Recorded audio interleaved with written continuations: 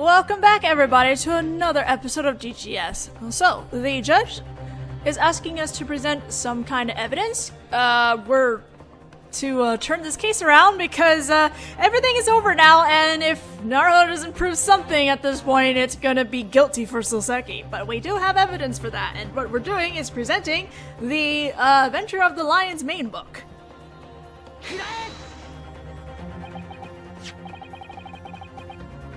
It's also pictured here in this new crime scene photo, but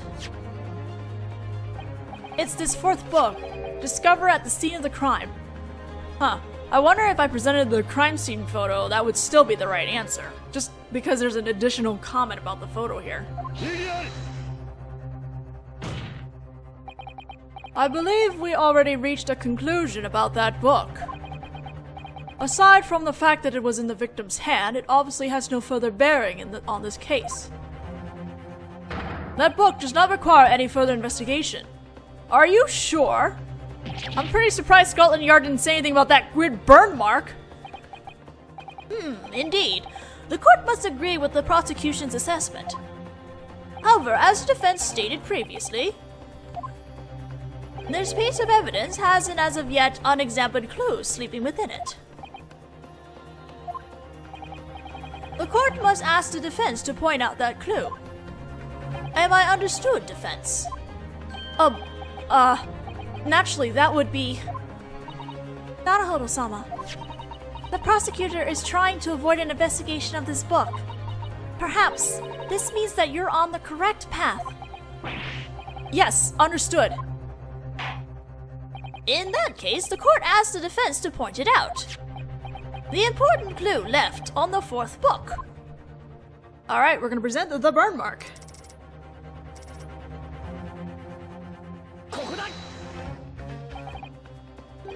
Would you take a look at the book's back cover for me, Your Honor? The back cover? Well, it's burned to a crisp. It's quite poor shape. What was the victim doing with this unreadable book? Doesn't that strike you as being awfully unnatural?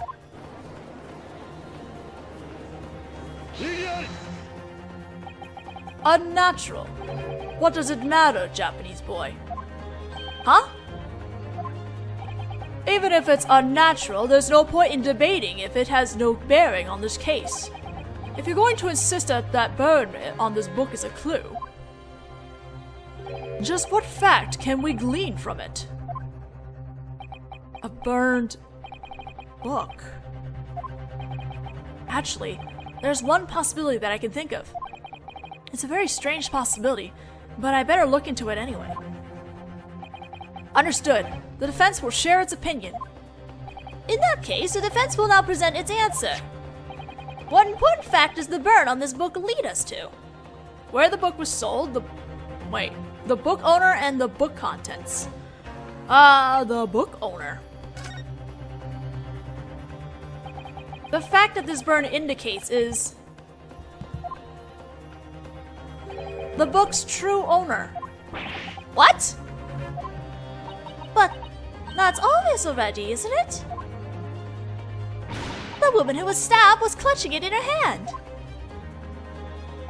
I don't know how this book came to appear in the victim's hand, but the person this book belongs to and where it came from, the defense, may be able to reveal these facts. You can? Suit yourself. I shall accompany you in your fruitless struggle. But know this, depending on the result, the verdict may end up being handed down right away. Defense, your reply will determine the direction this trial continues in. Who is the owner of this unfortunate burned book? John Gyakuten. Sherlock Holmes. That would be the landlords of the boarding house that the defendant, Mr. Natsume, lives in. The Gyakutens! The boarding house's landlords. Was this an incredible coincidence or fate? That among the 6 jurors randomly selected from the citizens of London, just happens to be one of those very people, Mrs. Gyakuten. Me? One moment! I'm not Mrs. Anyone. I'm just a maid.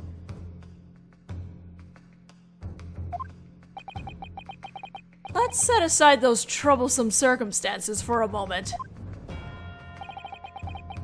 Could I just have you answer this simple question for me? Was this book not in the room of Mr. John Gyakuten? I have never seen that book. Why would I have? What's going on here, Japanese boy? The defendant's boarding house's landlords. To accuse these good citizens without any basis. I hope you don't expect to get away with this. We happened to find out that day, at around the same time that the victim was being stabbed in the streets, there was another incident taking place in the Gyakuten residence. Another? Just what exactly happened? It was a fire.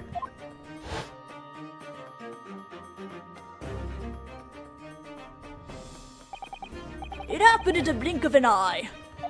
The second the fire caught on, the whole room filled with an amazing amount of smoke. I was caught between two different wild beasts, my wife and the fire. I ended up losing not only the Adventure of the Lion's Mane that I've been looking forward to reading, but also my old favorites.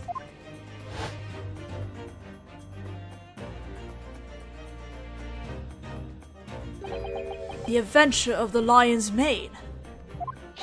But that's the same title as this book! Ah! Ridiculous! All it means is that a book with the same title was burned. For starters, that book burned up inside the room due to the fire. It's impossible for that book to have migrated to the crime scene. By the way, it seems that the fire was caused by a domestic dispute between husband and wife. To make a long story short, the wife was quite enraged. She continued to attack Mr. Gyakuten even as the fire burned. Oh my! I can't even imagine! Can you, dear? Certainly not! Lola does not condone violence!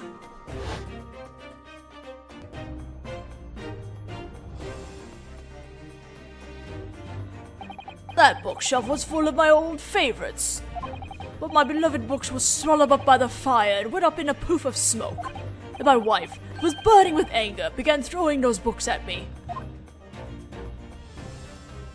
I was chased to the window, all the while sustaining strikes from the burning books.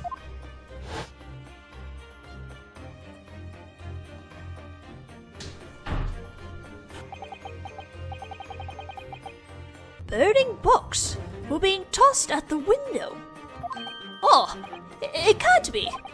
Did those books come flying out the window and land at the crime scene? In order to gather information pertaining to the case, that evening every house in the vicinity of the crime scene was searched.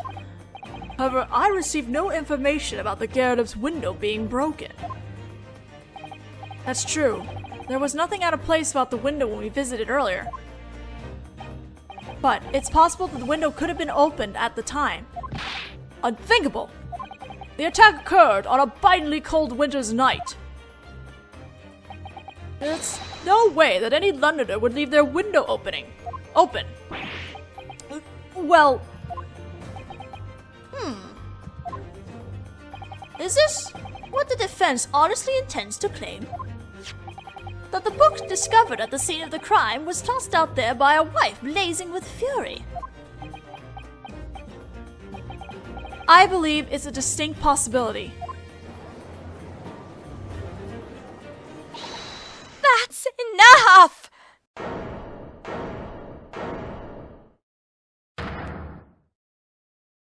Now you must certainly understand, right? That self-proclaimed Oriental attorney is nothing but a coward! Coward? saying that her little domestic caused the place to be instantly transformed into a sea of flames, or that we're so concerned with appearances that we're pretending to be employing a maid alike. It hasn't any connection to the case at all. He's simply determined to drag our names through the mud. No, that wasn't my intention at all. For you to try and distract us from the incident by insulting London citizens. Do you really think we ought to allow that? Don't you think it's horrible? I like how juror number 5 just dodged that hit. I certainly do. We've been most patient listening to each of that Japanese boy's claims. But see how we're repaid? In the end, the one who stabbed the victim is the one who fled the scene, none other than that little mustached man!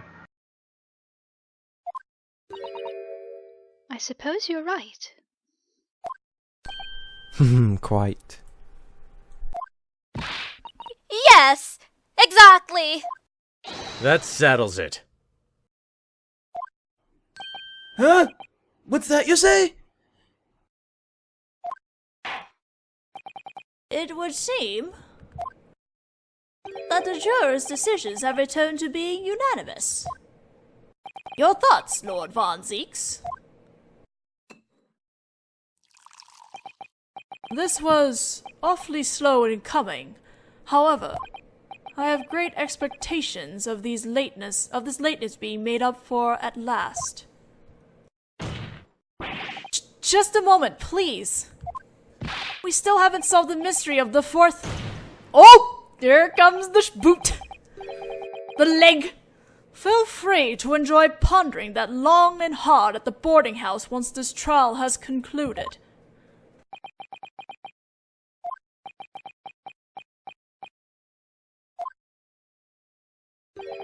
It seems he doesn't intend to apologize this time for his rudeness just now. Now then, jurors, make your official statements. This time we shall have our verdict. Yuzai! Yuzai. Yuzai? Yuzai. Yuzai! Yuzai!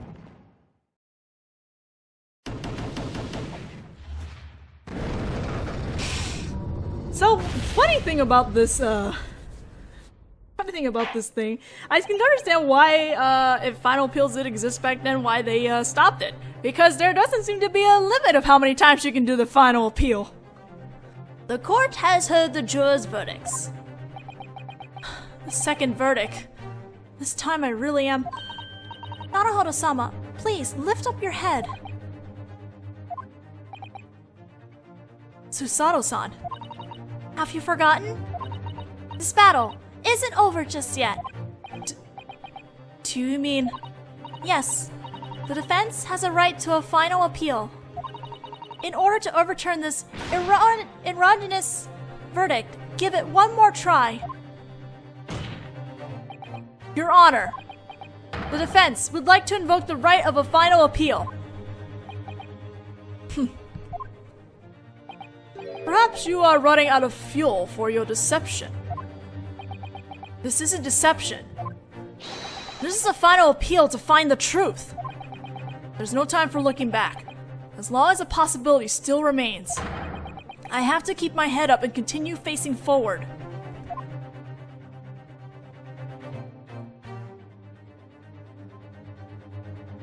We might have to cut... Oh!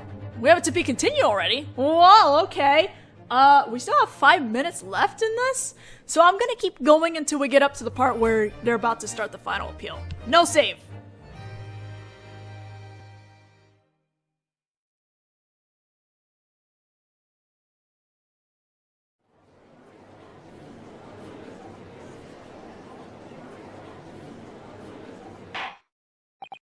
The defense has requested the right to a final appeal. Very well, a right is a right. We shall begin the second final appeal. Are you prepared, head juror? Of course. In that case, jurors, the court requests that you state your reason and basis for your guilty ruling for the defendant. And we're gonna stop there before they start the juror's claim and do that in the next video. So I'll see you guys then.